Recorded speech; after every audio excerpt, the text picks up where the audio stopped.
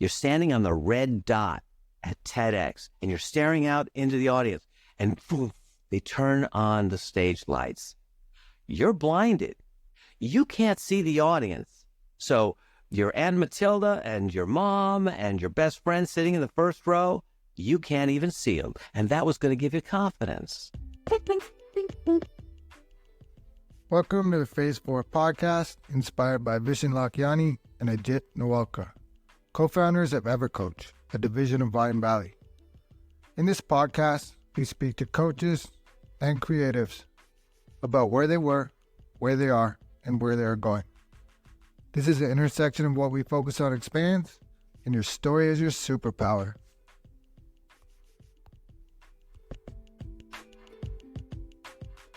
My guest today is Guy Monroe. He's a voice and confidence coach, and some of his clients have been part of productions such as The X Factor, The Voice, and even TEDx Talks.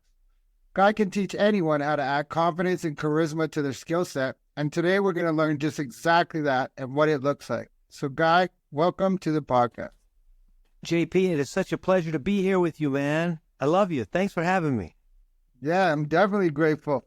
I can see without even you opening your mouth how charismatic you are. And so I know you're a voice, confidence, charisma coach. All of these things come together, and it's part of leadership. It's part of service, love, light. And that's what we're doing here. At the Phase 4 podcast, your story is your superpower, and what we focus on expands. So maybe can we start with just a little bit more about you and what it is that you do?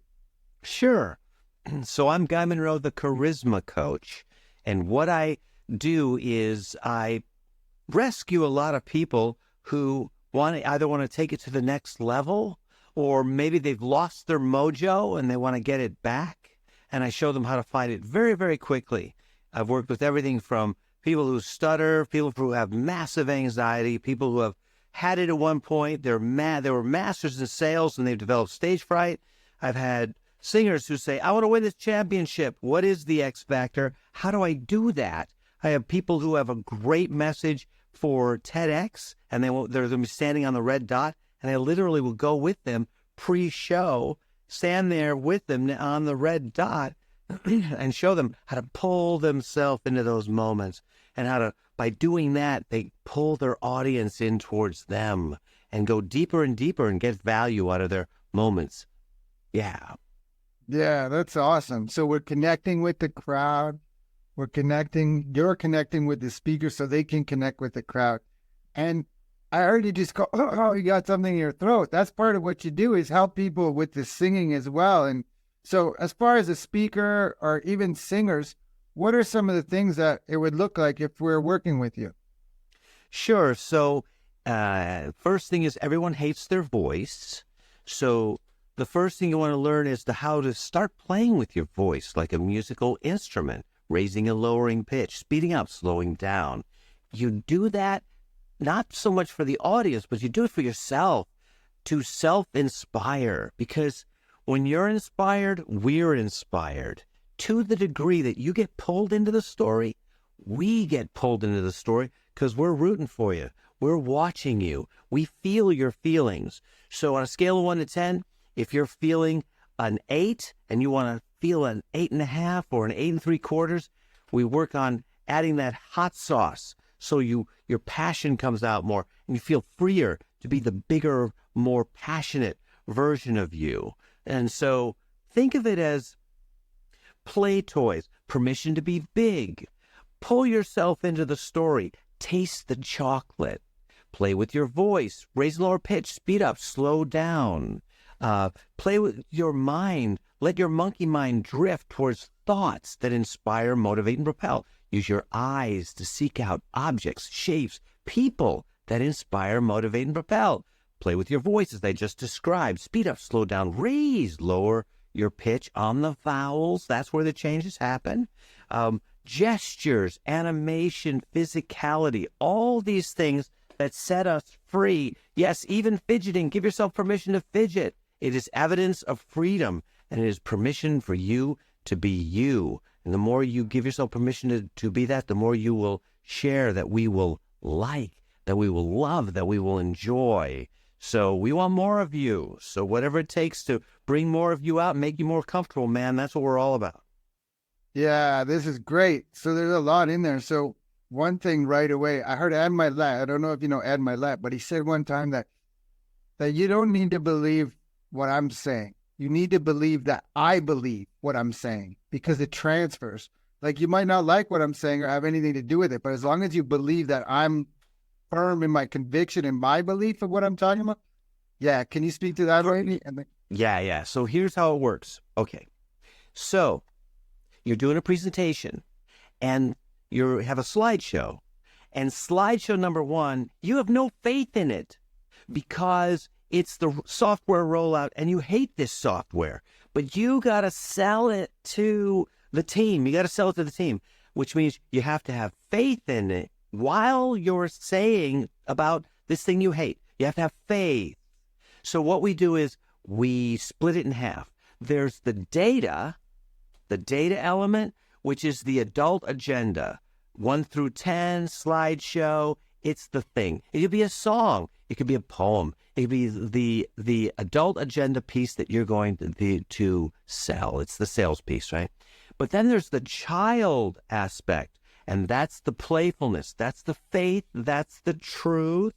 So you can separate your hatred for the software rollout and let that be true. I don't like it. I don't believe in it, but I got to have belief while I'm talking about the software rollout. So what I'll do is I'll let my monkey mind drift towards favorite vacation, towards that beautiful woman who just stepped into my life, towards my ridiculous dogs playing with each other, my cats wrestling on the bed, anything that pulls me into an I like that moment, And so once I have my I like that moment, I can begin the slide. Today, I'm here to present to you the software rollout. It's going to be amazing. It's going to be incredible. Another example could be you're Willie Nelson and you're 90 years old. And the next song is On the Road Again. And you're burned out. You're tired. You hate the notion of going out on the road again. It's the last thing in the world in this moment you want to do. But what you do is you switch it in your head. So Willie knows from experience, the 10 millionth time he sung this song, that there has to be faith. There has to be truth behind the hollow words, because that's what people are going to perceive, right? They're going to perceive that, and that's what's going to give value to those hollow words. So he lets his monkey mind drift, and he visualizes this gorgeous 25-year-old woman in his tour bus, smoking a joint, inviting him to join him, and he goes, on the road again. I just can't wait to get on the road again, making music with my friends. I can't wait to get on the road again. So there's no lie in you. But you're saying, yeah, but you just lied, guy.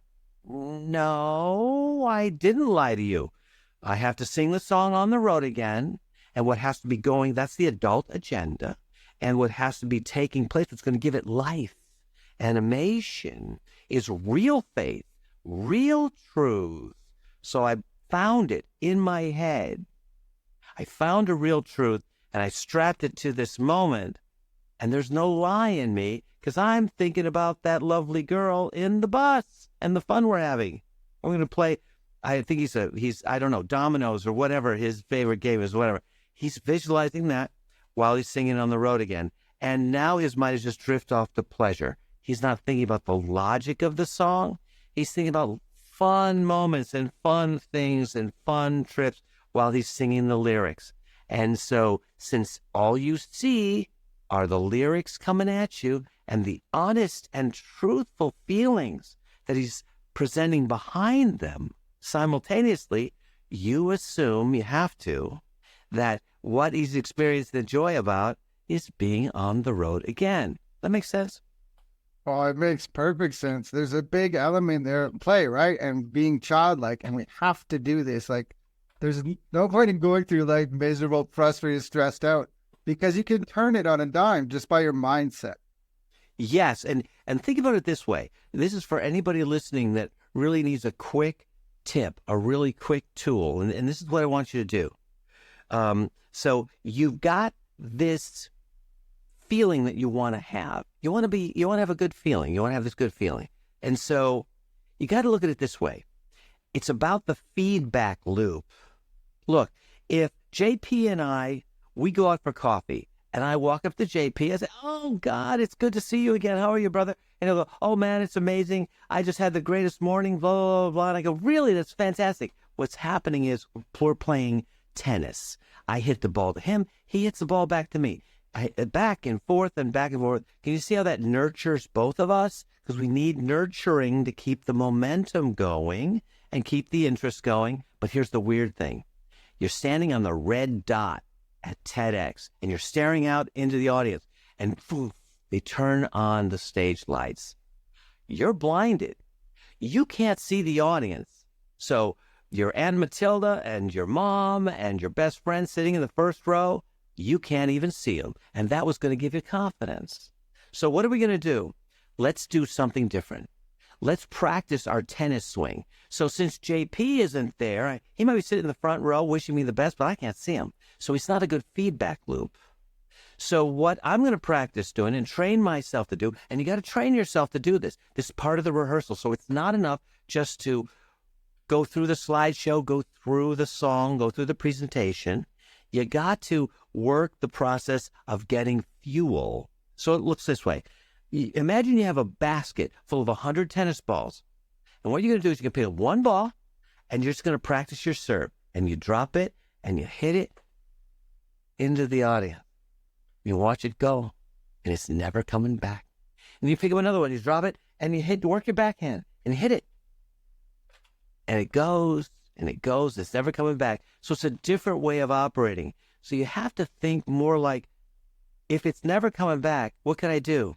Imagine you're a kid in a sandbox, or you're at the beach. How do you amuse yourself? What are you talking about? But this is the high stakes situation. People are judging me. I mean, what am I going to do? What you're going to do is you must, to inspire them. What if it works this way? To inspire them, I got to inspire myself for real. So I do what I did when I was a little kid, when I was in the sandbox. Okay, what do we got? I got my Hot Wheels, and I'm going to make a road, and I got this little shovel, and I'm using activities to pull me into the moment. So this is what you do. You use your mind to think about thoughts that inspire, motivate, and propel, which will pull you into a story in your mind. Use your eyes to seek out objects, shapes, colors, people to inspire, motivate, and propel. You play with your voice. Raise, send that sound up into the sinus. Now I have overtones and undertones. I sound like the radio DJ guy. I sound like, in a world where dinosaurs ruled the planets. Oh, that's playtime. That's fun. I'm amusing myself by speeding up, slowing down, raising pitch, lowering pitch, which all happens on the vowels. I use my gestures. I break off my awareness. I put it in my hand, and I utilize my hand. See, my hand doesn't look fake. I'm looking at you, but my hand, if you could see it, it would look very real because I'm utilizing it. I'm not just shaking it. I'm like in the little hinges and the knuckles and the joints. I'm using it like a play toy. So fidgeting, movement, walking around on the stage, using your mind. Now switch my mind and think of a thought that inspires. I think about the subject matter, slide number 3. What do I like about that? I become the enthusiastic tour guide. I'm the feedback loop now. I'm the kid in the sandbox. So we have a high-stakes situation here, and I'm training myself to inspire myself instead of, which is productive, instead of worrying what the audience is thinking, what the audience is feeling, looking for trouble. No, I look for stuff that inspires me, and I learn to play. So on one hand, you got the adult agenda, and the other hand is playtime. And we rehearse playtime or self-amusement because JP's not going to be there standing on stage with me. I'm going to be by myself. So if JP isn't there to bounce it off of, I'm going to have to bounce it off of somebody. And what I'll do is, I'll do what Tony Robbins does. I'll sell myself, because who's the hardest person for Tony Robbins to close on stage? I guarantee you it's Tony Robbins. If Tony Robbins can close Tony Robbins in this moment, He just closed you. That's what I want you to do. Awesome. So before I go back, I heard one about Tony Robbins yesterday. He was at this event like a long time ago when he was first starting, and there was a train right behind the building. So every time the train would go by, the whole building would shake and everything, right? But he didn't plan it. He didn't know about it. It was too late to change the venue. So what he did, he just told everyone, "That's the energy train. You guys ready? Let's jump on the energy train." And he just included it in his talk. Yeah, he used it. That's you. Use your environment. You utilize it, which makes it what? Which makes it okay. It's okay. Yeah. And so another thing I don't want to skip over because it's super important, definitely to this audience, is thoughts. So you're saying that you can just take your thought and switch it, inspire, think of a good thought. And so one thing I want people to know is that there's two types of thoughts. You have unconscious thoughts that you can't control. They just come up. You choose to believe them or not, attach a meaning to them or not. But you also can have conscious thoughts where you think of something intentionally. And so it works for everything, right? If you're having a bad day, you can turn it around just by thinking of a time before and thinking about that thought. And then the final thing back there, you talked about senses. So this is where I want to really go now is how important, like we know how important it is, but to use the senses to get the crowd feeling, to feel the smell, taste the texture, feel the sun shining on your body and these kind of things. So to the degree that you feel it, JP, I feel it. Scale of 1 to 10, 1 being hell on earth, 10 being heaven on earth. To the degree you feel good, I feel good. To the degree you feel bad, I feel bad. Why? I can't read your mind, but I can read your feelings. So if you're having a good time, I'm having a good time. So how do we do that? It works this way. Unconsciously, it's just a monkey mind and we drift. But consciously, that's when the magic happens. Because consciously, if we're a kid in a sandbox or it's playtime and we go to our room and we pull out our chest of toys and games, and we drag it out and we open it up. You see how your mind is working on that? And you're looking in there and all this cool stuff to play with, and your head is just spinning. You don't know where to start. That's pulling you into the story. So you're standing on a naked stage. We have to do that. We develop a skill to do that consciously because there are two rooms. There's the angel room and there's the devil room. And you're standing in the middle. Most people wind up in the devil room. And that is when we seek out the wrong, the bad, the incorrect, the demons, the devils. But what happens is every devil you find is proof of trouble. And when you find trouble, you feel bad. So what you're doing right now in the devil room is you're stacking bad. And you're creating bad feelings. Okay, so what's the skill? Remember we went into our childhood bedroom and there was the toy chest and we dragged that thing out and we opened it up and the scent of inside of there, right? Kind of a little musky, but there's all the games and the toys and the things and the cool stuff in there. It pulled you immediately out of the devil room and into an activities room, which will support you. That's called the angel room. We're looking for what's right, what's good, what's correct. And because you have a keen mind, as you start looking for the right, you find it. And how does it make, when you find the good stuff, how does it make you feel? Good. So we start stacking the good. What happens to your anxiety? Well, your anxiety goes from fear to excitement. It starts dropping into a manageable mode. And you're feeling good. But well, here's the good news. When you go into the angel room, you can't find the devil room because it's like this universe of goodness. I'm telling you, just like the scare yourself, freak yourself out devil room is a universe of badness and feeling bad. So be careful what you place your attention on. Be careful to which lenses you put on. You put on the negative lens, you see a negative moment.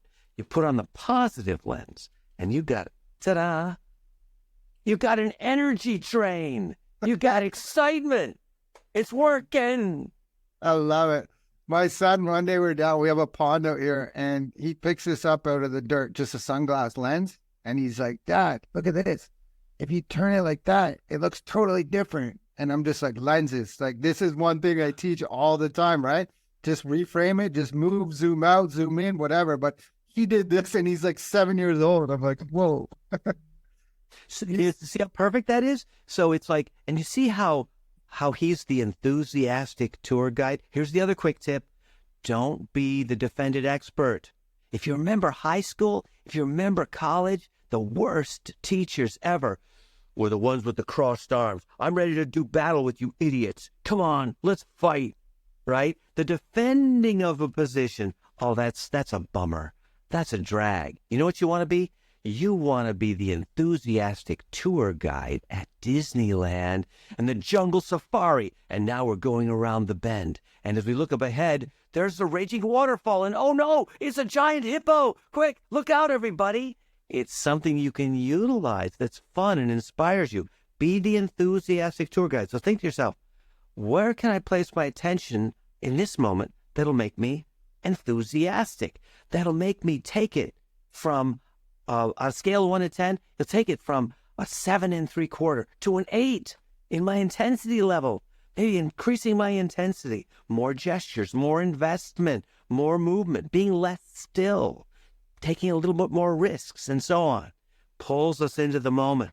And that's the lens. And that's the angel in the devil room. Very powerful stuff. Yeah, John Milton has a quote from a book in the 1780s, whatever, called Paradise Lost. And it says that the mind of itself can make a heaven of hell or a hell of heaven. And it's just the way you look through the lens, right? Yeah. I think at the beginning you said like how part of what you do is people have lost their confidence. They used to get up and speak and then they lost it. So I would love to know maybe how does that happen that you lose it, but then also how do you get it back? I love it. So how you lose it, we have to make up a word for it. And the word I made up for it is called drift. So it's kind of like the unskilled person is the person who does something really well, but it's all based on intuition and subconscious. So they don't know how they inspire themselves, but they can do it, right? So it is a skill in jeopardy. It's not a skill that you consciously know how to do. Because if you don't consciously know how to do it, you can lose it.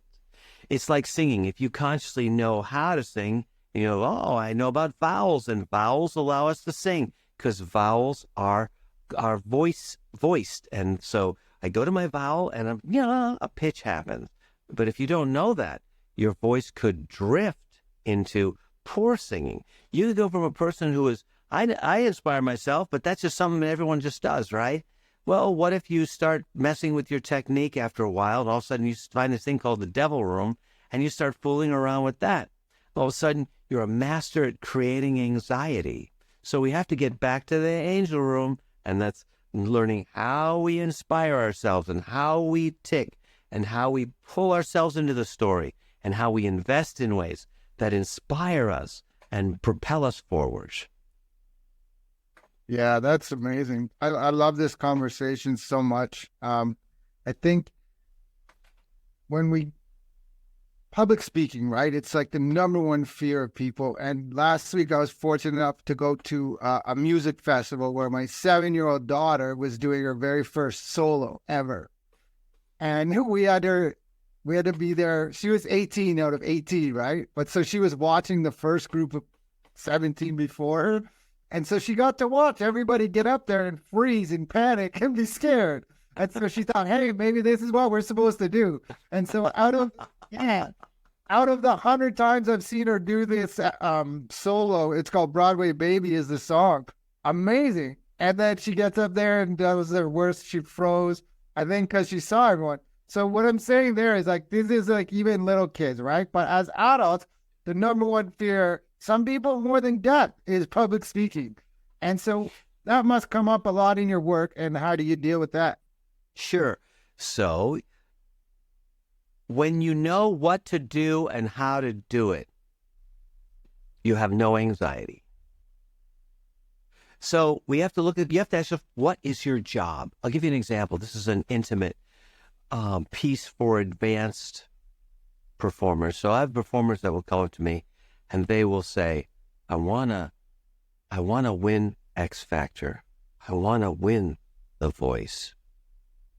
And I'll say to them, okay, what is the most magical and impossible thing that people can do?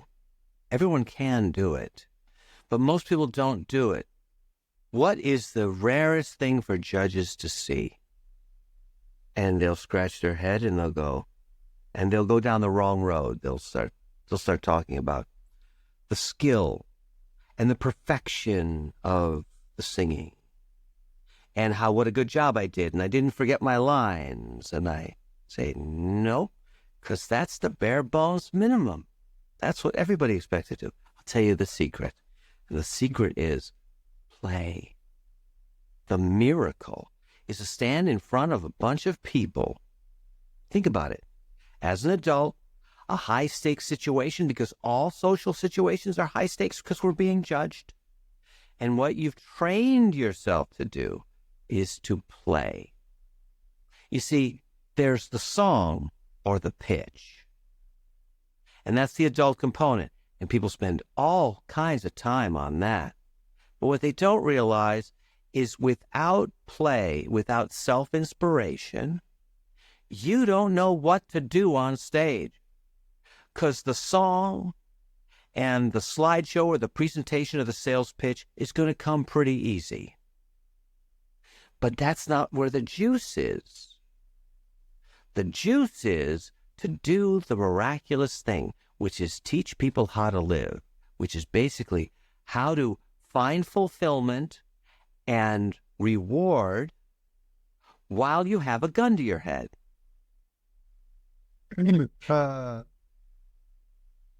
So, what's the skill?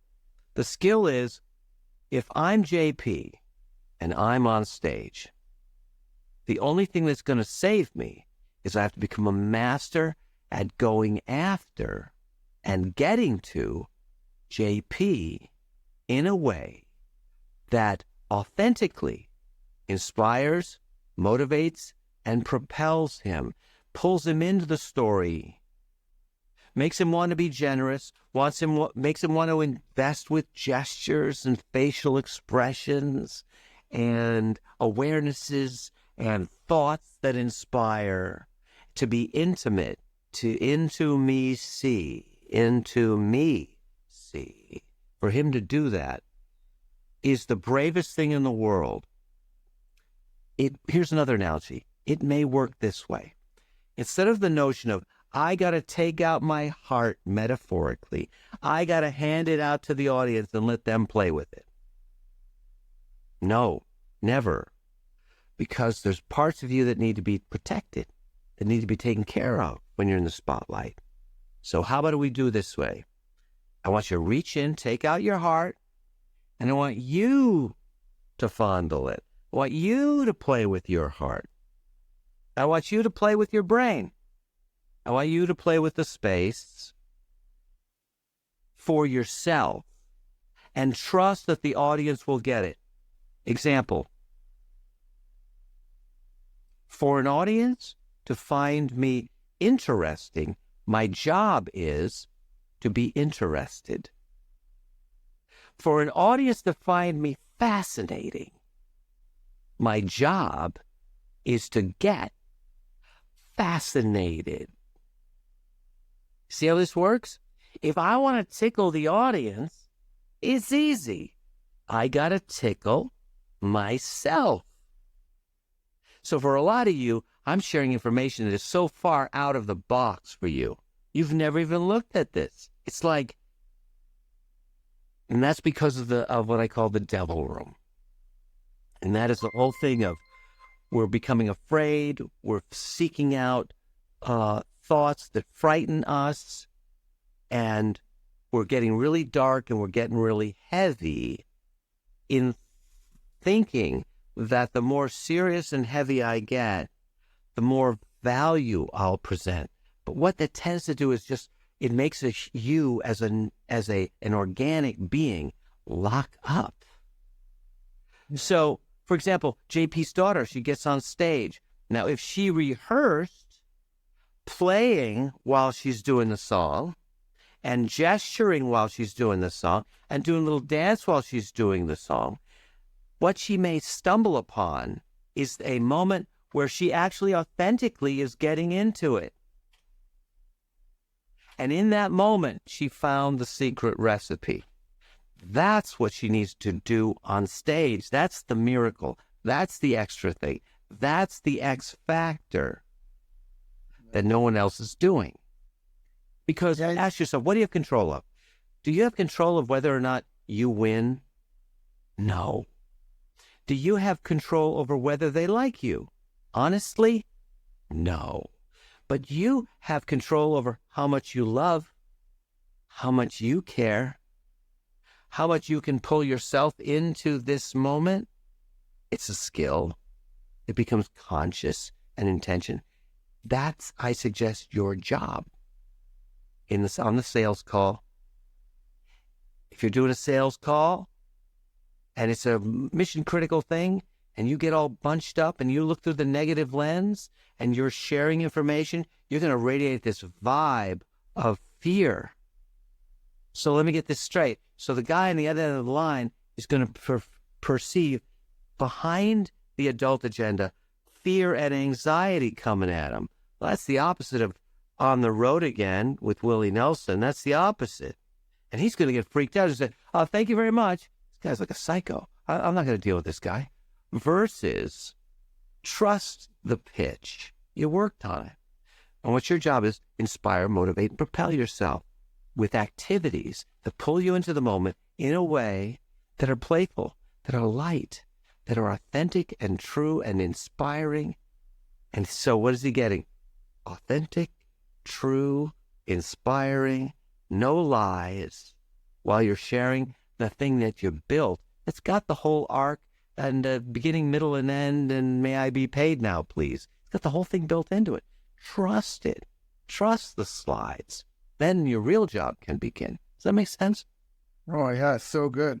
What I'm hearing over and over again is play is so important. And the reason it sounds like why is because by playing, you get present and you're actually there instead of doing that devil room where you're thinking, man, what if the person doesn't like my speech? And what if you're playing, you're just in the moment and then you're connecting with people because they can feel it. You're my hero. Why do we love Brad Pitt? This is a stupid thing to say. I will tell you why we love Brad Pitt. We love Brad Pitt because for the past, 30 years, he's never lied to us. How many friends do you have who've never done that? Whether he's in a rocket ship to Mars, or he's a lawyer, or he is the Grim Reaper, he's never lied to us. His feelings were always true and genuine. He was transparent, no matter what he said, playing a con man, a hustler, a card player, or whatever. But he was transparent to us. That's why you love him. That's your job too. So present what you would like other people to feel. This is a skill you can develop. Be on your side. Be kind to yourself. No negative self-talk. You have to feel safe, make yourself feel safe so you can begin the playfulness process, which is something you still have within you. You developed that when you were 4 years old, 3 years old, 5 years old. So use it in order to close that $1 million deal. Yeah, yes. I think mindset we talked about. And so I'm wondering, as far as speaking, my wife's actually a singer, so singing too. How much of this starts way before you even get on the stage? Cool. So you got to think of it. That's a great question because it's so seamless and it's so magnificent and it's so correct that it appears like magic. It looks like magic. Nothing on my sleeve and Ace of Diamonds, right? So I'll give you an example of how skilled it can become with voice. So if you knew this, that there are 2 requirements in singing. There are more. The number one, actually there are 5 elements. The 5 elements for singing or public speaking. Well, singing specifically. Let's just focus on singing. Number one is beauty. Always be on pitch because vowels are beautiful. Vowels are the vehicle of voice. Vowels are where the pitch lives. Number two, the beast. Always sound truthful. The sinus is truthful. How's that for a weird one? The sinus is truthful. Let's see. If I generate sound, I take in a breath, I through the chest, called grab it. I crush it, put it under pressure, and then I direct the sound out of my mouth into the room, aiming the sound in my lower teeth, and I go, I hurt myself today to see if I still feel. I focus on the pain, the only thing that's real. Something's missing. If I direct sound into the sinus with a muscle origin, that's the requirement for singing, for the sound of truth. So to sound like Johnny Cash, I would direct my sound instead of out into the room, I direct it up into the skull, which is a reverberating echo chamber, which creates overtones and undertones. When you're upset, that's where you send it. But if I consciously know that, I do that now, listen to the difference.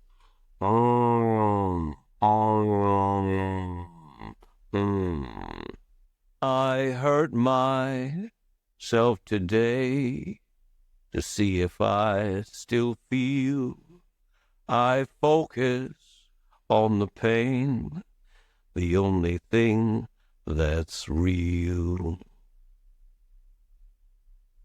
Wow, that sounds like Johnny Cash. So there's it's skills. These are skills. It's not luck.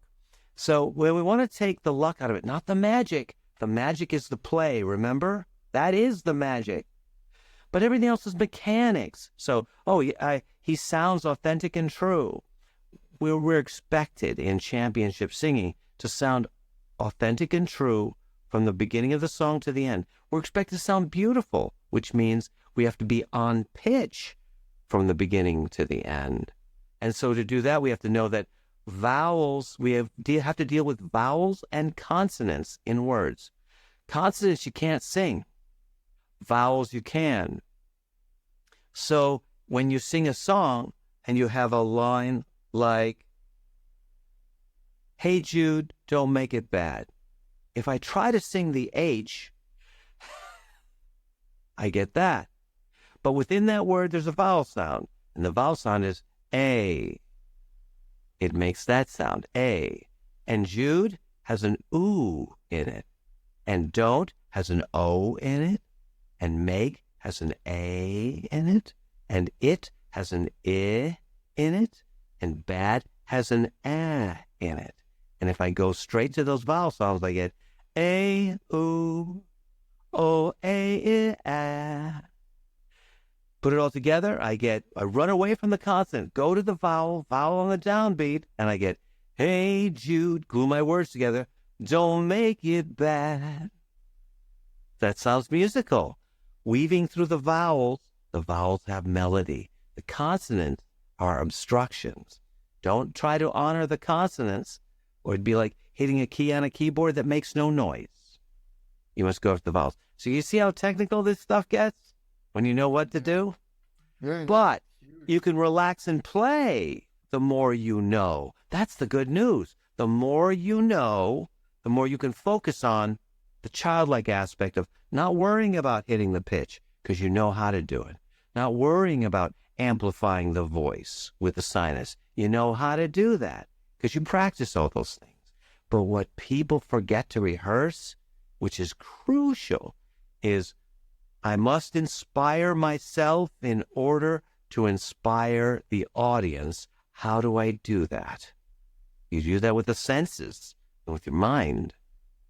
Yeah. It's like telling a story, right?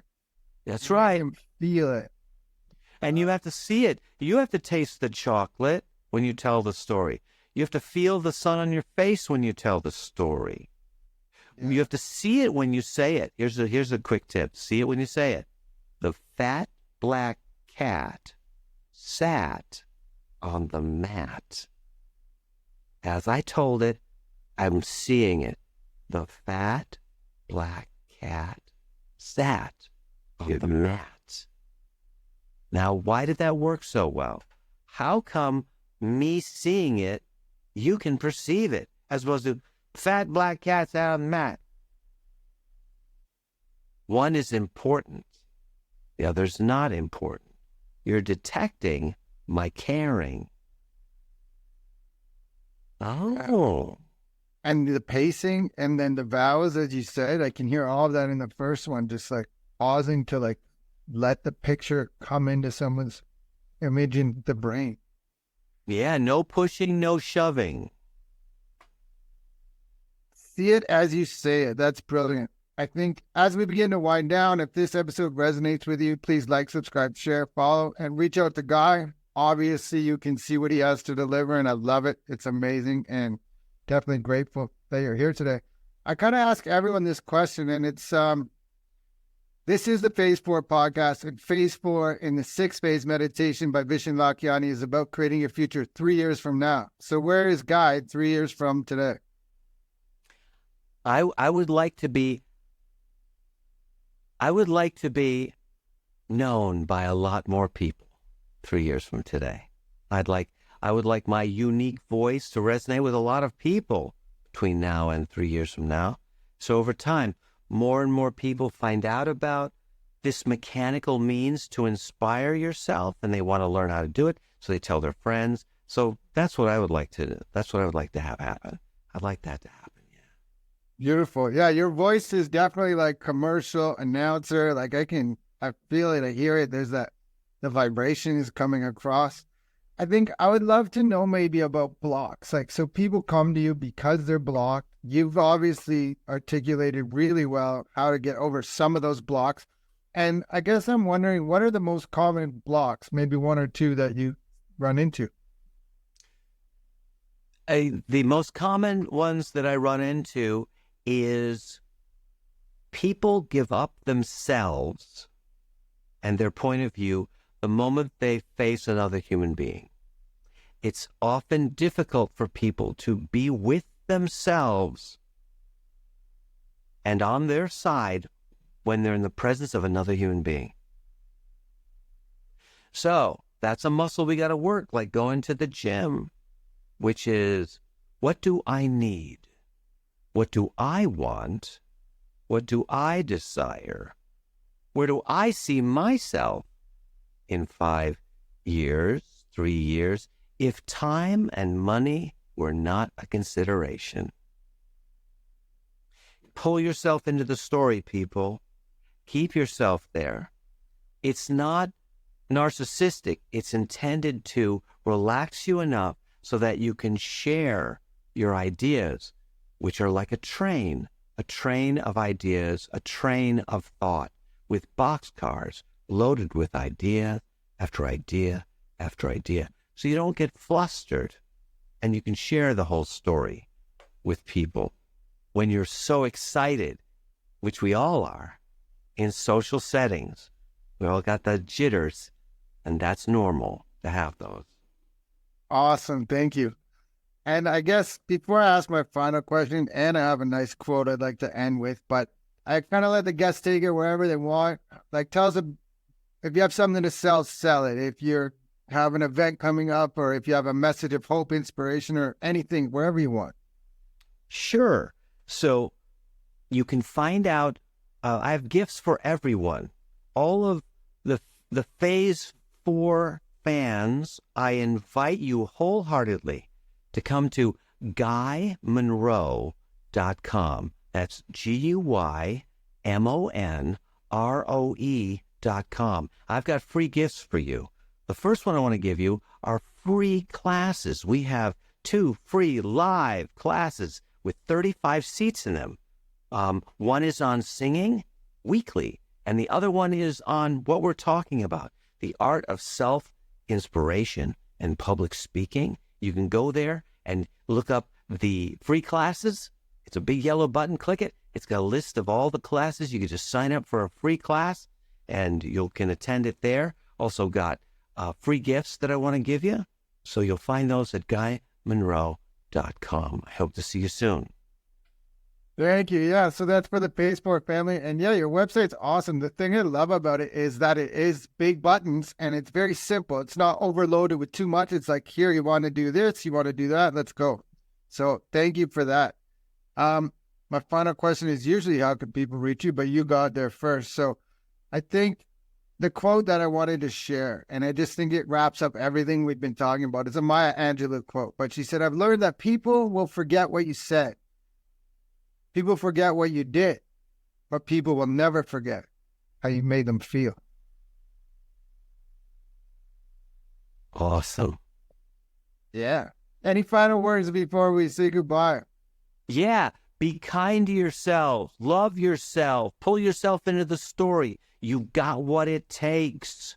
Get on your side. Get out there. Share your message. Share your gifts and your love with the world, because the world needs your love right now. So whatever it takes, get those tools. Don't get stuck with, I don't know. I don't know is just the beginning. Get out that golden shovel and start digging, because there's a golden chest underneath your feet. It may be 8 inches. It may be 100 feet. It doesn't matter. Just keep digging. Keep asking questions. Stay connected to what you love and ask, what needs to be said? What should I share? And what would it take so I could do it and go for it? Wow. I'm reading Think and Grow Rich right now, and you're reminding me of this story about people stopping their dreams 3 feet from gold. And the gold is right there. This guy gave up, and the gold is right there. So don't give up. If you feel like it's time to give up, that means you're really close. That's it. JP hit it on the nose. That's it, people. Listen to this guy. He knows what he's talking about. Guy, I'm so grateful for your time today. I learned so much. Thank you so much. This has been awesome. My great pleasure. It is such an honor to be with you. I am so grateful to be with you today, and looking forward to more. So have a great one. And until next time, I'll look forward to, I'll see you later and send you tons of love and blessing. Thank you.